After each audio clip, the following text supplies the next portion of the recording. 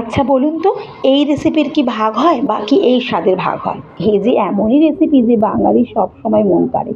তাহলে আর দেরি না করে আজকে রেসিপিটাই শেয়ার করতে হবে।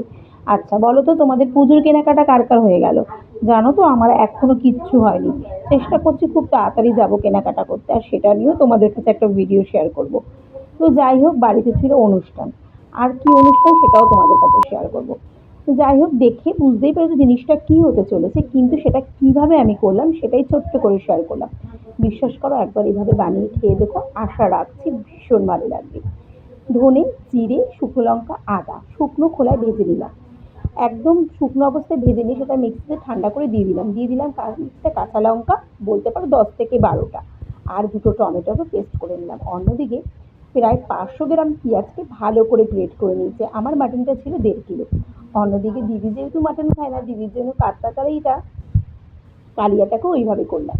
ব্যাস, এবার আর কি মশলা রেডি, পেঁয়াজ ঘষা রেডি, আর রসুনটাকে আলাদা করে বেটে নিলাম। যেহেতু ভাই মিক্সিটা আমাদের নিরামিষ, ওখানে কোনো কিছুই চলবে না আমিষ জিনিস। এবার কি নুন হলুদ মাখিয়ে ডোবা তেলে চন্দ্রমুখী আলুগুলোকে ভালো করে ভেজে নিলাম। সেই তেলে দিয়ে দিলাম খানিকটা আরও তেল, জিরে তেজপাতা ফোড়ন দিয়ে দিলাম। ও, আর একটা কথা বলতে তো ভুলেই গেছি, মশলায় না আমি 4টে এলাচ দিয়েছিলাম।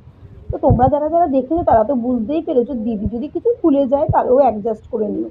এবার বলি, পেঁয়াজটার মধ্যে সামান্য নুন আর 1 চামচ চিনি দিয়েছি যাতে পেঁয়াজের রঙটা ভীষণ ভালো আসে।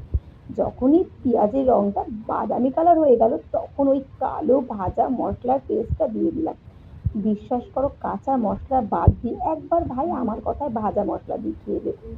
শ্বশুর শাশুড়ি দুজনেই বৃদ্ধ, তাদের কথা চিন্তা করে মটনটাকে প্রায় 7 থেকে 8টা সিটি মেরে আগের থেকে রেখে দিয়েছিলাম। এটা ছিল হাজির রেয়াজি মাংস, একটু চর্বি ছিল বেশি। দিয়ে দিলাম স্বাদ মতো নুন, হলুদ, গোলমরিচের গুঁড়ো আর রেড চিলি পাউডার।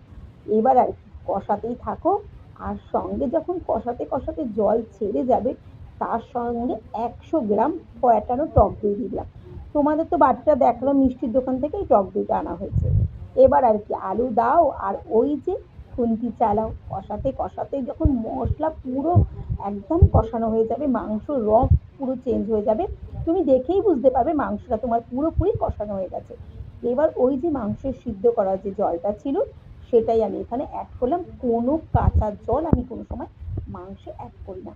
তাহলে বলো তো কেমন লাগছে আজকে রেসিপি? আর এই চর্বিটা খাবার জন্য চোর আমার রান্নাঘরে ঘোরাঘুরি করছিল। চোরদের দিয়ে একটু টেস্ট করিয়ে নিলাম, তারা তো বললো ভীষণ ভালো হয়েছে। তাহলে আজকের মতো রেসিপিটা এখানেই শেষ করছি। কালকে আবার নতুন কোনো ভিডিও নিয়ে দেখা হবে।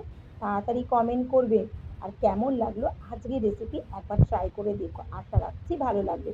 আরে বাবা, তুমি তোমার রান্নার প্রেমে পড়ে যাবে। চন্দ্রমুখী আলু, তাই আলুটাকে সরিয়ে রাখতে হয়েছে, কিছু করার নেই, অনেকটা যেহেতু মাংস। এবার কি ভাত নাও আর মাটন নাও। মাটন আমি 1 পিসই খেলাম, কারণ আমারও অত মটন খাওয়াটা ভালো না।